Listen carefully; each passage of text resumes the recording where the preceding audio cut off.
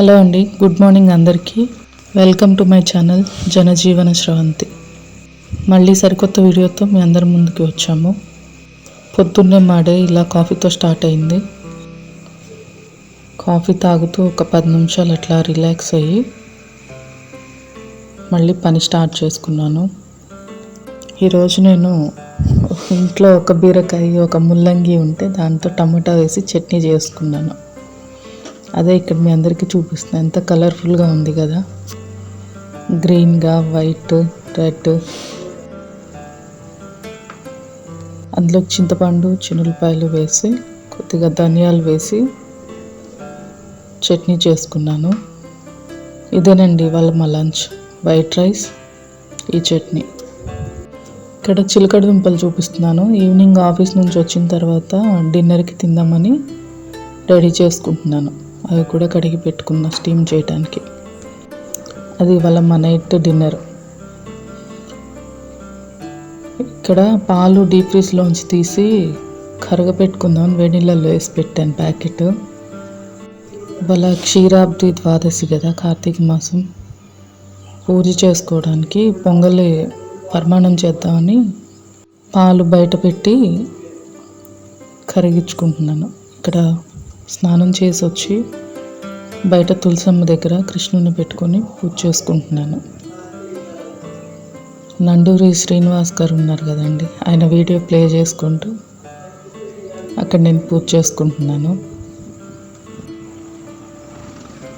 గాలికి ఒక్కసారి దీపారాధన వెలగట్లేదండి. ఎంతసేపు ట్రై చేసినా గాలి వెలిగినట్టు వెలుగుతుంది, ఆగిపోతుంది. ఎంత టైం పట్టిందో ఇక్కడే మాకు. చివరికి ఇట్లా కాదని చెప్పి ఈ దీపం తెచ్చి పెట్టుకున్నాను, గాలికి కొండెక్కకుండా ఉంటుందని. డే ఇలా స్టార్ట్ అయిందండి మాకు. మార్నింగ్ కాఫీ, తర్వాత మంచిగా స్నానం చేసి బెల్లం పరమాన్నం చేసుకొని పూజ చేసుకొని ఆఫీస్కి 1 అవర్ పర్మిషన్ అడిగి 1 గంట లేట్గా వెళ్ళా ఇవాళ.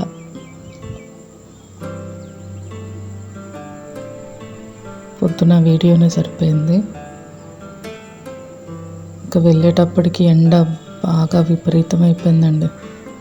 చలికాలం అన్నారు కానీ చలికాలం పొద్దున్నే లేచే వాళ్ళకి, మధ్యాహ్నం మాత్రం ఎండ, అదిగాక మళ్ళీ వాన.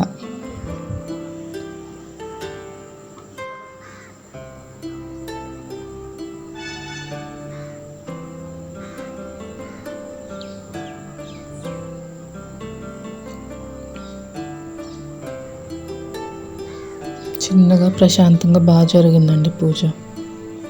చాలా హాయిగా అనిపించింది పూజ చేసుకున్నప్పుడు. చాలా తేలిగ్గా ఎవరైనా చేసుకోగలిగేలాగా ఉంటుంది నండూరి శ్రీనివాస్ గారు చెప్పేవన్నీ. అందుకే అంత ఈజీగా చేసుకుని ప్రశాంతంగా అనిపించింది. మీ అందరికీ కూడా షేర్ చేసుకుంటున్నాను ఇది. ఇక్కడ పూజ పూర్తయిందండి. ప్రదక్షిణ చేసుకొని కొబ్బరికాయ కొట్టాను. నా లైఫ్లో ఫస్ట్ టైం అండి ఇంత మంచి కొబ్బరికాయ పగలటం. అయితే ఆ మూలకి లేకపోతే ఈ మూల అడ్డంగా నిలువుగా పగిలిద్ది నాకు ఎందుకో.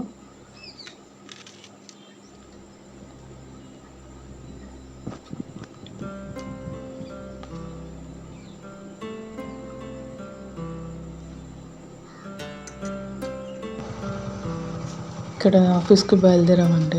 దారిలో ఈ గొర్రెలు. ఇక్కడ ఇది ఒక ట్రాఫిక్ జామ్ రోడ్డు మీద.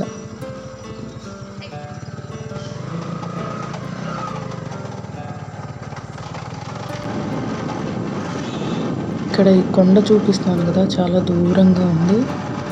ఆ కొండ మీద స్వయంభూ నరసింహస్వామి వెలిసి ఉన్నారండి.